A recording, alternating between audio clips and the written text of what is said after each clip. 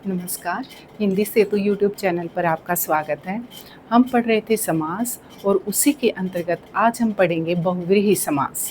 हम इसको समझते हैं कि किस प्रकार से इसका विग्रह किया जाता है। तो बहुव्रीहि समास की जो सबसे बड़ी विशेषता है वो यह होती है कि इसके अंदर कोई विशिष्ट अर्थ होता है। सामान्य अर्थ यह नहीं ग्रहण करता है और किसी तीसरे के लिए रूढ़ हो जाता है, यानी समस्त पद में पूर्व पद और उत्तर पद दोनों प्रधान न होकर के कोई तीसरा ही पद प्रधान होता है।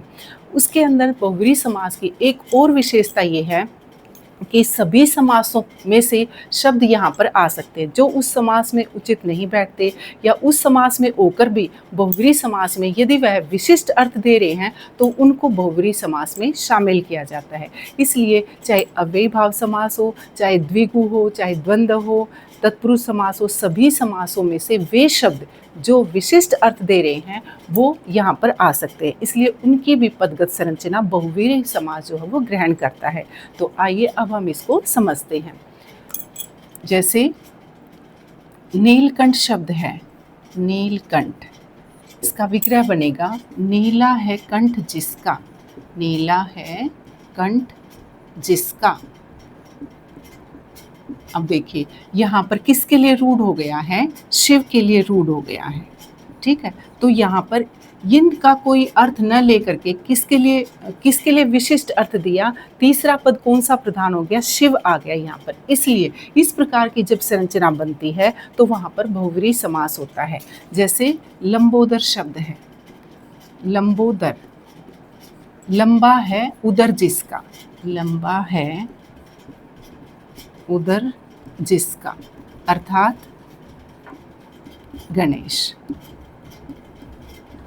अर्थात गणेश जी, उनके लिए ये रूढ़ हो गया है। अब लंबे उदर के तो और भी बहुत से लोग हैं, लेकिन उनको कोई भी लंबोदर नहीं बोलेगा। ऐसे ही जैसे पीतांबर शब्द है, पीतांबर, पीत अर्थात पीला, पीत है अंबर, अंबर जिसका, अर्थात श्री कृष्ण।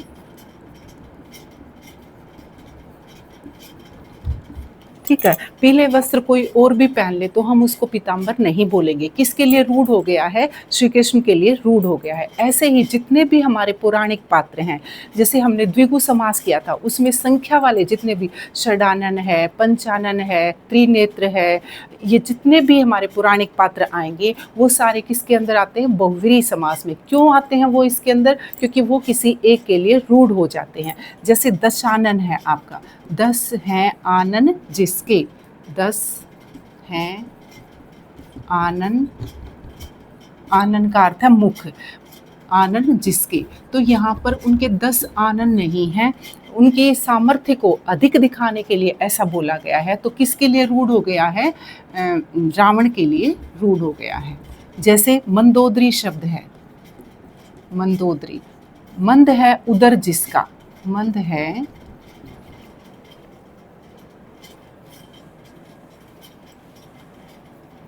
उदर जिसका। मंद उदर की तो और भी स्त्रियां होंगी, है ना, जिनका पेट जो है वो पतला है, लेकिन यहाँ पर किसके लिए रूढ़ हो गया है? रावण की पत्नी के लिए। ठीक है, वह स्त्री जिसका, वह स्त्री, तो यहाँ पर किसके लिए रूढ़ हो गया है? रावण की पत्नी के लिए। ऐसे ही जैसे वीणा पाणी शब्द है, वीणा पाणी। अब देखिए वीणा है पानी में जिसके, पानी मतलब हाथ, तो वीणा है पानी में जिसके। अब वीणा तो कोई और भी लेते हैं हाथ में, है ना, लेकिन किसके लिए रूढ़ हो गया है? सरस्वती के लिए रूढ़ हो गया है। तो इससे आपको समझ में आ गया होगा कि जब विशिष्ट अर्थ दे किसी एक के लिए रूढ़ हो जाए, तो वहाँ तीसरा ही पद प्रधान हो जाए, तो वहाँ पर बहुव्रीहि समास होता है। ठीक है, जैसे आप कई ऐसे और उदाहरण हैं जिनके माध्यम से मैं आपको बताऊंगी कि कैसे पदगत संरचना दूसरे समासों की होकर भी वो बहुव्रीहि समास के अंदर आ जाते हैं। जैसे अनुक्रम नहीं आएगा यहाँ पर, जैसे आएगा दोगला शब्द है, जैसे दो गला शब्द है तो इसका बनेगा दो गले हैं जिसके। अब दो गले किसी के हो नहीं सकते, तो कैसा, जो अपनी एक बात पर न टिके, तरह तरह की बात कहे, तो उसको क्या बोलते हैं, दो गला। तो ये शब्द भी किस में आ जाएगा, बहुव्रीहि समास में आ जाएगा। जैसे गई बीती है, जो गई है जो बीती है, मतलब जैसे द्वंद्व समास आपको लग रहा है, लेकिन जो निम्न स्तर की बात होती है हम उसके लिए बोलते हैं कि गई बीती है। ठीक है, तो हम कुछ और उदाहरण भी मैं यहाँ पे लिखती हूँ जिसके माध्यम से हम करेंगे कि बहुव्रीहि समास कैसे है। चलिए इन उदाहरणों के माध्यम से हम समझते हैं। जैसे गगनचुंबी शब्द है, गगन को चूमने वाला, गगन को चूमने वाला। अब यहाँ पर गगन चूमने से कोई अर्थ नहीं है क्योंकि वह तो बिल्कुल रिक्त है, ऐसा हो ही नहीं सकता, है ना। तो बहुत ऊंची जो इमारत हो उसको बोलेंगे हम गगनचुंबी इमारत है ना। तो बहुत ऊंचा निकलेगा इसका अर्थ, ठीक, बहुत ऊंचा, उसको बोलेंगे हम गगनचुंबी। ठीक है, जैसे गुरुमुखी शब्द है, अब गुरु के मुख से निकले, अब इसको शब्द को देख करके ऐसा जो अर्थ निकल रहा है वो है जैसे गुरु के मुख से निकली हुई, गुरु के मुख से निकली हुई, है ना। लेकिन यहाँ पर जो वो लिपि है, गुरुमुखी जो लिपि है, वो गुरु के मुख से नहीं निकली हुई। ठीक है, एक लिपि विशेष का नाम है यहाँ पर, तो इसलिए इससे अर्थ न होकर के उसका क्या होगा, जो पंजाबी भाषा की लिपि है, पंजाबी की लिपि विशेष है। ठीक है, पंजाबी भाषा की जो लिपि के लिए ये शब्द गुरुमुखी रूढ़ हो गया है। अब देखिए तटस्थ शब्द है, सीधा इसका अर्थ लें तो इसका अर्थ निकलता है तट पर स्थित, तट पर स्थित। तट क्या होता है, किनारा, है ना। तो तट पर स्थित निकलता है, लेकिन यहाँ पर तट पर स्थित इसका अर्थ नहीं है। तटस्थ का अर्थ है निष्पक्ष, यानी जो किसी के पक्ष में न हो। जैसे महाभारत युद्ध में बलराम तटस्थ रहे, मतलब किसी ना कौरवों की तरफ थे ना पांडवों की तरफ थे। तो यहाँ पर बिल्कुल निष्पक्ष इसका अर्थ निकलता है, तो इससे भिन्न अर्थ निकल आया, इसलिए यहाँ पर ये क्या आएगा, बहुव्रीहि समास। जैसे खड़ी है, खड़ी बोली है, खड़ी है जो बोली, खड़ी है जो बोली। अब देखिए बोली खड़ी नहीं है यहाँ पर, बल्कि ये जो है हिंदी भाषा की एक बोली विशेष को कहते हैं खड़ी बोली। ठीक है, हिंदी भाषा की बोली है ये। ठीक है,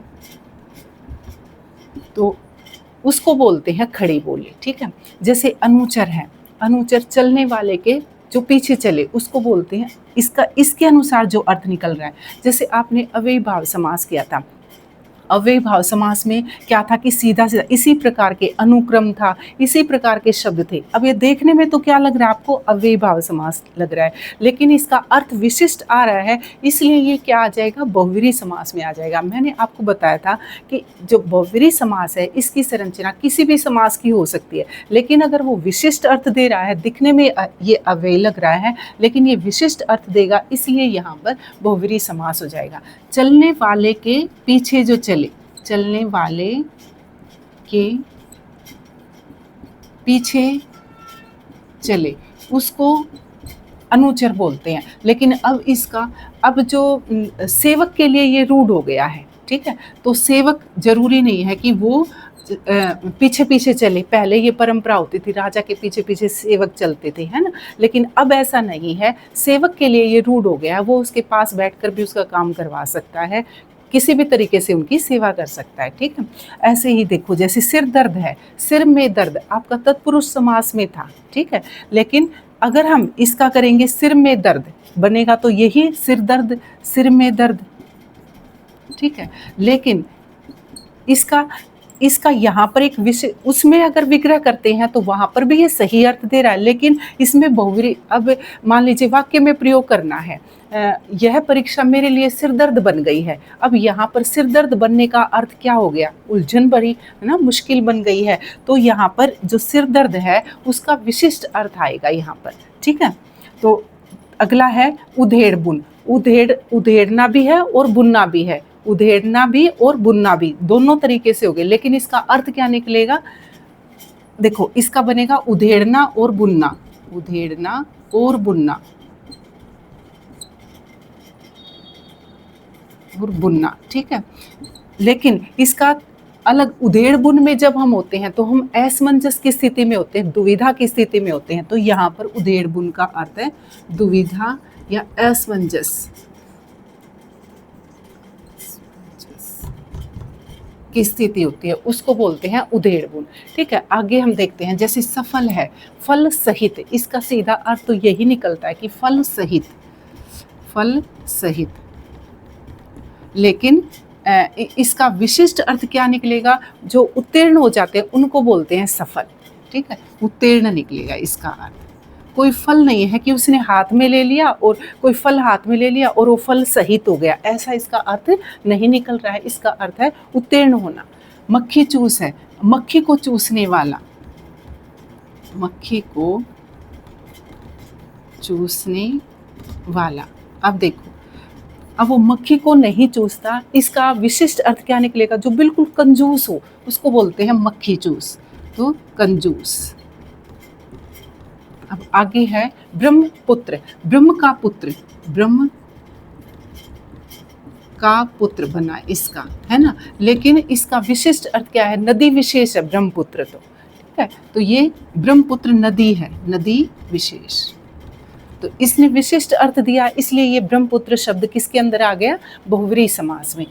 अब देखो, इसका सीधा सीधा अर्थ निकल रहा है मति के अनुसार, अनुमति, मति के अनुसार, जिस प्रकार से अव्ययभाव समास में निकलते थे, मति के अनुसार। लेकिन यहाँ पर मति के अनुसार नहीं है, मुझे बाहर जाने के लिए आपकी अनुमति चाहिए। अनुमति क्या है, आज्ञा के, आज्ञा है इसका अर्थ, ठीक है। तो मति के अनुसार नहीं हुआ, बल्कि एक आज्ञा हो गया इसका अर्थ, इसलिए ये बहुव्रीहि समास है। जैसे ज्ञान वृद्ध है, ज्ञान में वृद्ध, ज्ञान में वृद्ध। अब ज्ञान में वृद्ध कौन है, विद्वान के लिए रूढ़ हो गया ये, विद्वान, कोई भी ऐसा व्यक्ति जो ज्ञान में वृद्ध हो, तो इसने इसका अर्थ न लेकर कोई विशिष्ट अर्थ लिया है, इसलिए यहाँ पर बहुव्रीहि समास है। जैसे सहृदय है, अब इसका सीधा अर्थ तो बनेगा हृदय सहित, हृदय तो सबके पास है, लेकिन हृदय सहित, लेकिन जो संवेदनशील होता है उसको सहृदय बोलते हैं, संवेदनशील।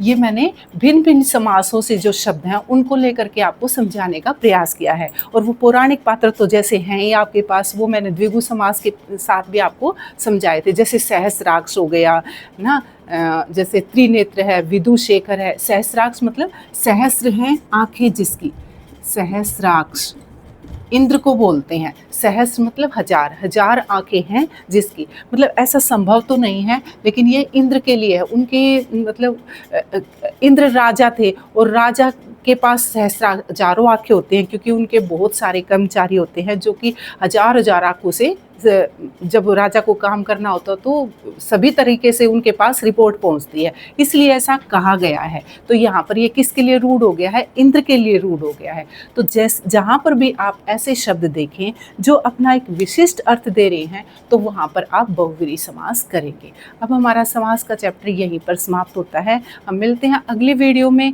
एक नए विषय के साथ। तब तक के लिए यदि आपको वीडियो अच्छी लगी हो तो लाइक, शेयर और सब्सक्राइब ज़रूर करें।